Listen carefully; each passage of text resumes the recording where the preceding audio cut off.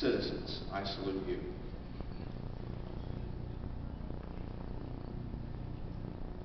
Now it's my great honor and distinct privilege to introduce our guest speaker, Texas Agriculture Commissioner Todd Staples.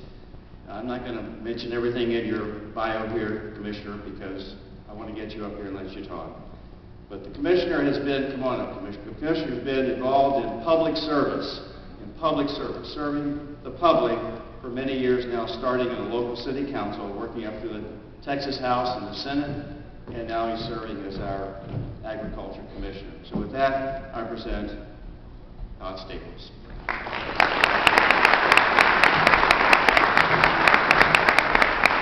Is anybody here tonight just a little bit proud to be an American, ladies and gentlemen?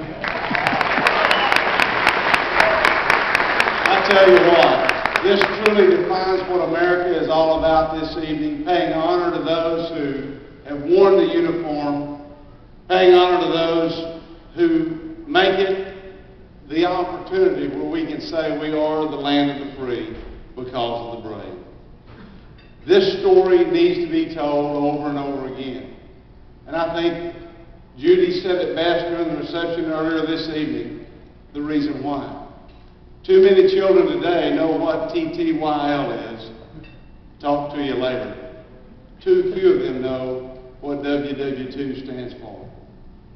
This is the reason that we need to continue to honor those who put their lives in harm's way so that we can have liberty and freedom. And it is a story that needs to be told to each generation, because we know how fragile it is when we look across the globe and we see the difficulties and the problems in country after country. Yet we are here tonight because of those that have been honored, so that we can meet freely, we can worship as we choose, we can raise our families as we wish, and this is what we must continue to do if we want to have a country that we can grow and have the freedom and opportunities to do whatever it is you want to do. America still is the land of opportunity, and it is because of the recognition that we give to our servicemen and women, those that wear the uniform.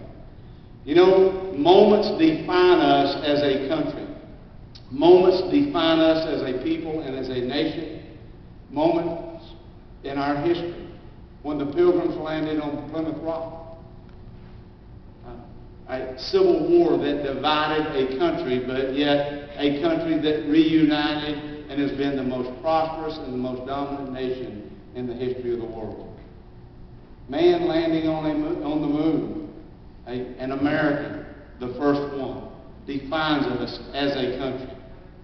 We know a decade ago, when our country was attacked on 9/11, the impact that each of us felt. But wasn't it comforting after 9/11 to see Old Glory on rural roads and on city streets, and the pride and the patriotism that was demonstrated all across our nation? Because we would not be defeated, we would not stand down. Anybody know where Alto, Texas is? Cherokee County. There was a parade in Alto, Texas shortly after 9/11. And as many parades across our country, everyone was demonstrating their pride in America. One float stole the show in Alto, Texas. There was an 80-year-old man. He was dressed in full camouflage fatigues. He was sitting in a rocking chair, and he had a double-barrel shotgun over his shoulder. The back of the float had a cannon that had been mounted and was manned by a justice of the peace. And when the trailer went by, they had a big sign on the side that said, "Homeland Security, Alto Division." As the trailer went past, you saw another sign underneath the cannon that said, "You want a holy war? How many holes do you want?" You know, Americans will today continue to stand up and fight for what they believe in. The same fighting spirit that comforted our soldiers through the crippling cold of Valley Forge is the same fighting spirit that was present as the Marines hoisted the flag on the island of Iwo Jima. And it's that same fighting spirit that is in the hearts and souls of our servicemen and women in the mountains of Afghanistan or in the deserts of Iraq. And you represent that by honoring those here tonight.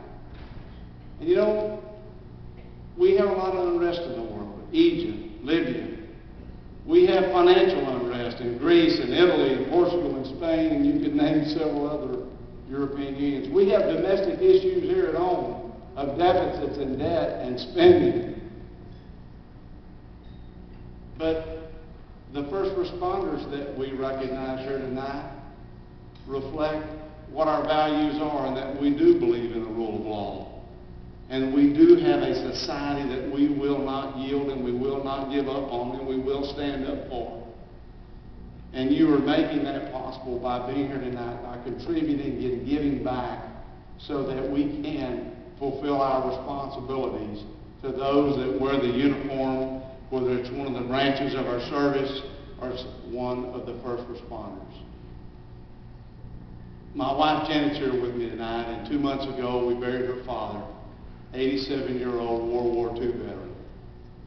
And he was quiet and unassuming and never talked about his service, but I would like to ask him questions frequently. And in one conversation I said, well, what did you do in World War II? And he said, well, I was in the infantry. I said, well, what does that mean? What did you do exactly? He said, well, we shot howitzer type cannons. And I said, well, I guess they had a pretty good range, didn't they? He said, yeah, they were, about 6+ miles. So I said, well, you were able to stay pretty far back. And he said, oh no, our commanding officer thought we ought to be able to see who we were shooting at. I said, well, did y'all set up camp, or, where did you sleep? He said, well, we slept in a foxhole. And I said, well, when did you get a change of clothes or a new uniform? He said, when we wore the other one out. And I said, well, you received the Purple Heart. How did you receive it? He said, I just didn't jump in the foxhole quick enough. We looked at his discharge papers the day of his service. And he fought in Normandy, Central Europe, Rhineland, Ardennes forests, and northern France. 5 Bronze Stars. We had dinner with retired Major General Bob Scales and retired 4-star General Barry McCaffrey not too long ago, and I said, seems like a lot to do in less than 3 years of service to our country. And General Scales said, son, he did that in less than 10 months. That was how fast-paced it was. But that service was just what you did. And we miss that today. But your work here this evening reminds all Americans of what service is really all about. In our hometown, we have a family that is having a very special Veterans Day. Because in 1947, Benny Rogers joined the United States Army, and 3 years later, he was in the Battle of Unsan in Korea, one of the bloodiest massacres that our soldiers faced, where 600 servicemen were killed, captured, or listed as missing in action. Shortly after that battle, Mrs. Rogers received a telegram and said that your son is indeed missing in action. For 57 years, Mrs. Rogers prayed for her son's return. Well, yesterday morning at 6:45 a.m., his remains were flown into DFW, and tomorrow he will receive a proper burial laid beside his mother and father with full military honors.